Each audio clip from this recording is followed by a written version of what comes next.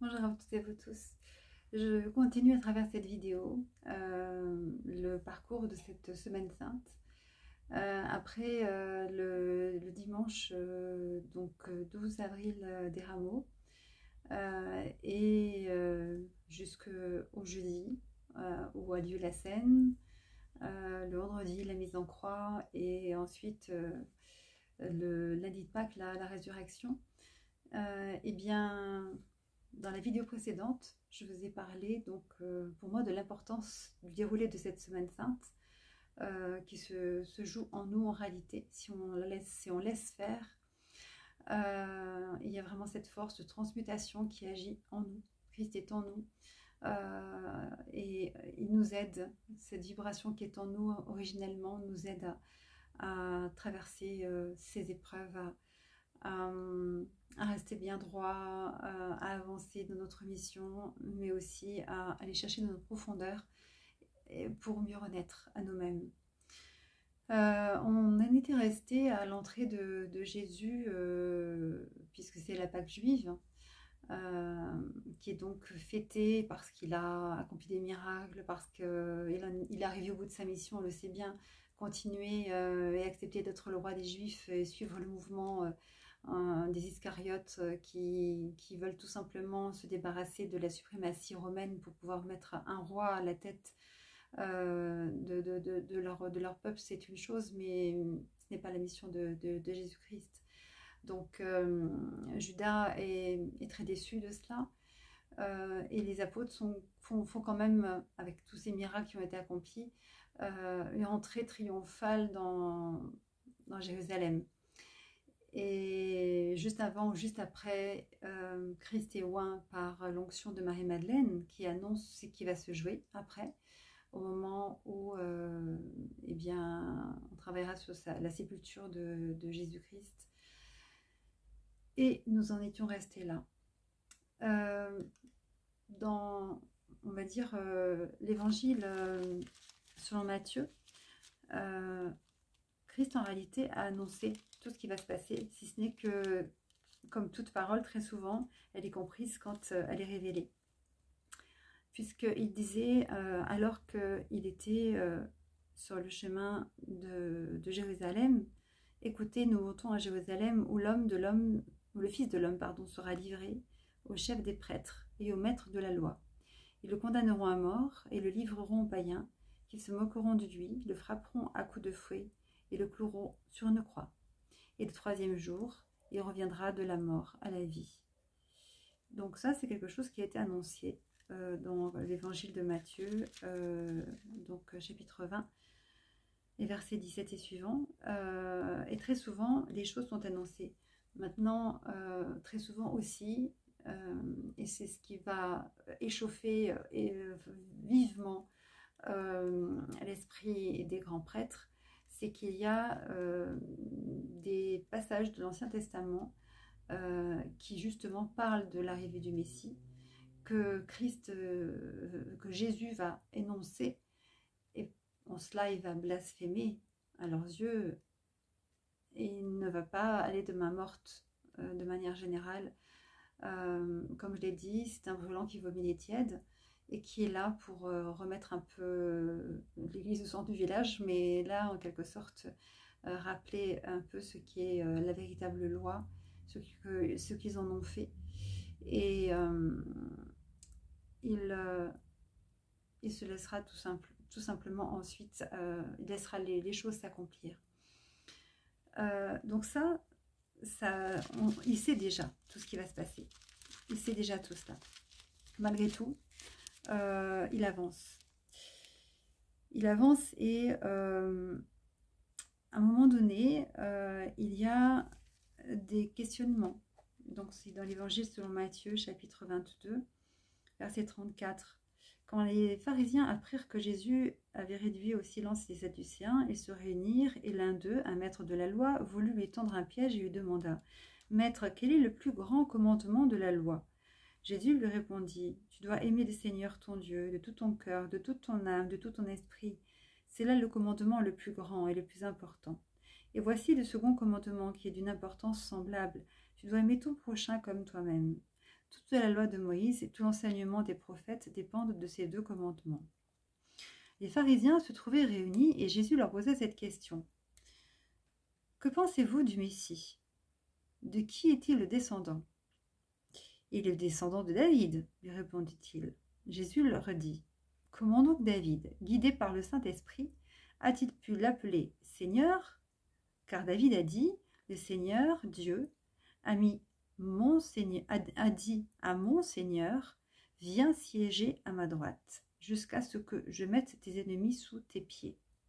Si donc David l'appelle Seigneur, comment le Messie peut-il être aussi descendant de David? Aucun d'eux ne put leur répondre un seul mot, et à partir de ce jour, personne n'osa plus lui poser des questions. Il est la parole, donc forcément, il va à un moment donné essayer de redonner le sens, rappeler le sens qui a pu déjà être inscrit de tout ce qui se joue dans l'Ancien Testament. Et oui, tout ce qui était écrit advient. Et oui, vous ne l'aviez pas compris. Et oui, personne ne s'est posé la question. Et pourtant, je suis là.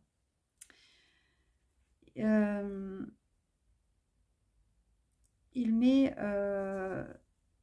également en garde les maîtres de la loi et les pharisiens. Alors Jésus s'adressa à ses disciples et donc à la foule. Les maîtres de la loi et les pharisiens, dit-il, sont chargés d'expliquer la loi de Moïse. Vous devez donc leur obéir et accomplir tout ce qu'ils vous disent. Mais n'imitez pas leur façon d'agir, car ils ne mettent pas en pratique ce qu'ils enseignent. Ils attachent de lourds fardeaux et les mettent sur les épaules des hommes, mais ils refusent de les aider, même du bout du doigt, à porter ces fardeaux. Ils accomplissent toutes les œuvres de façon que les hommes les remarquent. Ainsi, pour les paroles sacrées, qu'ils portent au front ou au bras. Ils ont des étus particulièrement grands. Les franges de leurs manteaux sont exceptionnellement larges. Ils aiment les meilleures places dans les grands repas et les sièges les plus en vue dans les synagogues. Ils aiment à recevoir des salutations respectueuses sur les places publiques et être appelés maîtres par les gens.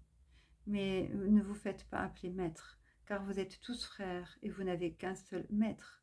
N'appelez personne sur la terre votre père, car vous n'avez qu'un seul père qui est au ciel. Ne vous faites pas non plus appeler chef, car vous n'avez qu'un seul chef, le Messie. Le plus grand parmi vous doit être votre serviteur. Celui qui s'élève sera abaissé, et celui qui s'abaisse sera élevé. Donc ça, c'est un passage très important aussi. Quelles sont les lois que l'on doit retenir? Et quand il a l'occasion avec les foules de parler des prêtres de manière générale, eh bien, il n'y va pas par 36 chemins et on va dire que lorsqu'il rentre en Jérusalem, il n'a pas que des amis, loin de là, et il le sait parfaitement.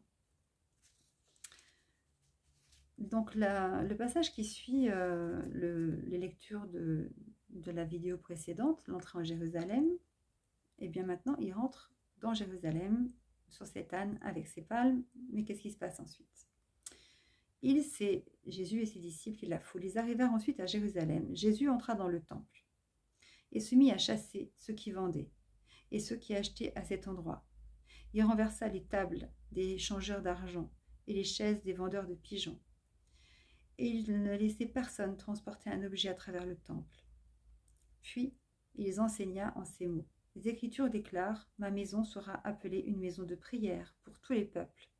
Mais vous, ajouta-t-il, vous en avez fait une caverne de voleurs. » Les chefs des prêtres et les maîtres de la loi apprirent cela et cherchaient un moyen de faire mourir Jésus. En effet, ils avaient peur de lui parce que toute la foule était fortement impressionnée par son enseignement. Quand le soir fut venu, Jésus et ses disciples sortirent de la ville. Là, il est en train de creuser son tombeau.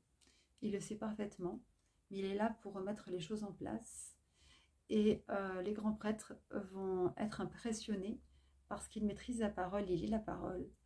Et parce que, en effet, ce lieu de culte est devenu un lieu, on va dire, mercantile. Et bon, c'est le cas aujourd'hui. Si on va à Lourdes, eh bien, il n'y a pas qu'un lieu de culte. Mais là, il doit intervenir dans Jérusalem, qui est vraiment la ville sacrée. Et il doit intervenir surtout pour pouvoir réveiller chez ces prêtres une forme révéler une forme de vérité et réveiller leur, éveiller leur conscience, réveiller leur colère. Il le sait. Il le sait, il sait très bien qu'il ne va pas être accueilli en Messie, il va être rejeté et il va être... on va chercher tout simplement à l'éliminer. Donc, il a vraiment cette colère qui est saine parfois, qui nous traverse. Quand on sent que quelque chose a été bafoué, je dis souvent, il y a ce souffle de l'Esprit Saint qui nous traverse. Et à ce moment-là, parfois, il y a des colères froides, je dis, qui sont bonnes à avoir. Pas être en colère tout le temps, non, pas du tout. Mais des colères juste qui tranchent. Et là, il a vraiment cette colère qui lui est propre à certains moments. Et que nous devons avoir à certains moments aussi, lorsqu'on s'attaque au sacré. Là, on arrive tout doucement, on va dire, au jeudi saint, à travers deux passages de l'évangile selon saint Marc. Jean est assez, est assez muet sur cette période, beaucoup plus, il va y avoir beaucoup plus d'informations sur les autres jours de cette semaine sainte. Donc, voilà ce que dit Marc. Les chefs complotent contre Jésus, chapitre 14, verset 1 et suivant. On était à 2 jours de la fête de la Pâque et des pains sans levain, donc la Pâque juive. Hein. Les chefs des prêtres et des maîtres de la loi cherchaient un moyen d'arrêter Jésus en cachette et de le mettre à mort. Ils se disaient en effet, nous ne pouvons pas l'arrêter pendant la fête, sinon le peuple pourrait se soulever. Ils savent parfaitement que Jésus est poussé et soutenu par un peuple. Par un peuple qui cherche à faire de Jésus le roi des Juifs. D'ailleurs, c'est ce qui va être écrit malheureusement, le Inri, hein, c'est vraiment Jésus, roi des Juifs. Lui ne souhaite absolument pas voir cette mission-là et prendre le pouvoir en descendant de David qu'il est. Mais il y a ce mouvement-là et il y a des êtres qui le suivent parce qu'ils ont la foi. Parce qu'ils se disent, mais c'est vraiment le Messie, c'est vraiment un être qui accomplit des miracles, qui a une parole tellement belle, tellement pure, c'est un être tellement charismatique. Il a été transfiguré à d'autres moments. Il y a la lumière qui est en lui et qui fait de lui un être tellement à part. Souvent, Marie dit qu'elle observait son fils et il s'est interrogé infiniment sur l'être à qui elle avait donné la vie. Et il devait être très très impressionnant. Eh bien, Judas Iscariote, tellement déçu parce que Jésus ne veut pas prendre le pouvoir, va du coup livrer Jésus au chef des prêtres. Donc un peu plus tard dans l'évangile selon saint Marc, toujours chapitre 14 verset 10, alors Judas Iscariote, un des 12 disciples, alla dire au chef des prêtres qu'il voulait leur livrer Jésus. Ils furent très contents de l'entendre et promirent de lui donner de l'argent. Et Judas se mit à chercher une occasion favorable pour leur livrer Jésus. Voilà, on va dire, cette période intermédiaire entre, on va dire, la fête des rameaux, le moment de l'entrée triomphale de Jésus, moment symbolique de cette Pâque juive. C'est également l'agneau, hein, quelque part, qui va se livrer pour être... on va dire, sacrifié. Comme il y a beaucoup de sacrifices, les Juifs sacrifient beaucoup les agneaux ce jour-là. Il est l'agneau, hein, au sens évidemment pas propre, mais figuré de Dieu. Et donc, eh bien, de par les vérités qu'il a pu assonner de ci, de là, il a pu éveiller les consciences du peuple et il a pu critiquer des êtres qui étaient tout simplement des prêtres, gardiens de la loi sacrée, qui en réalité l'a désacralisé. Et c'est en ce sens que il fallait éliminer cet être qui en plus utilisait des paroles qui faisaient référence à des paroles de l'Ancien Testament. Et ça, c'est quelque chose qui est assez impressionnant et qui les fait s'interroger, mais qui est donc cet homme qui connaît autant cette parole, mais qui en plus annonce ce qui va se jouer.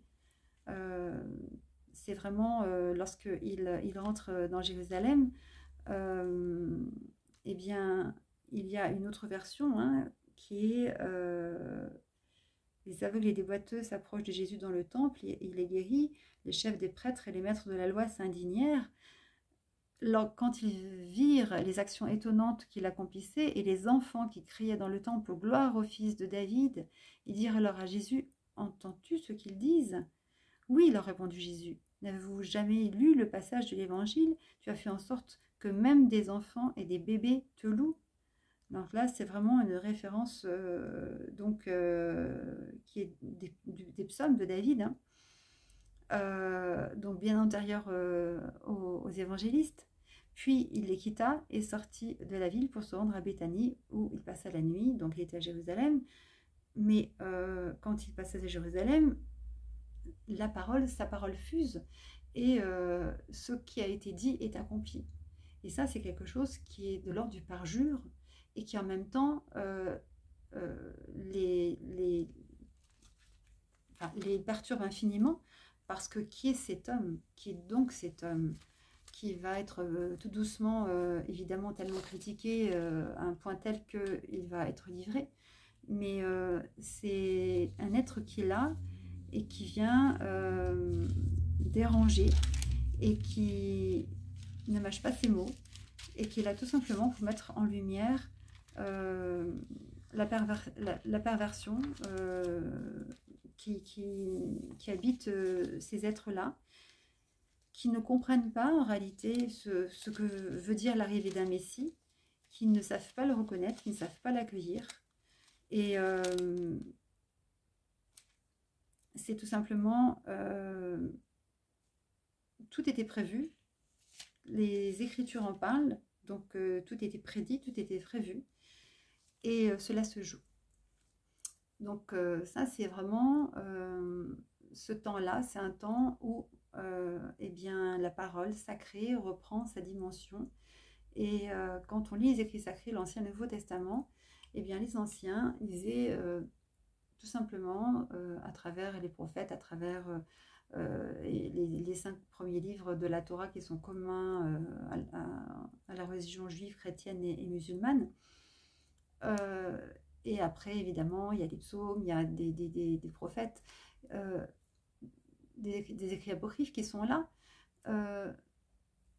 Toutes ces paroles-là sont tout simplement accomplies. Et certains se disent, mais cette parole est accomplie. Certains doutent, commencent à douter. Mais cela n'empêche que le pouvoir religieux va l'emporter et il va y avoir donc la scène, puis on va dire la passion du Christ, puis la résurrection. Donc 3, on va dire, vidéos un peu plus, qui vont suivre celle-ci et qui vous permettent de vivre pratiquement au jour le jour cette semaine sainte. Je vous remercie pour votre écoute et vous dis à très vite.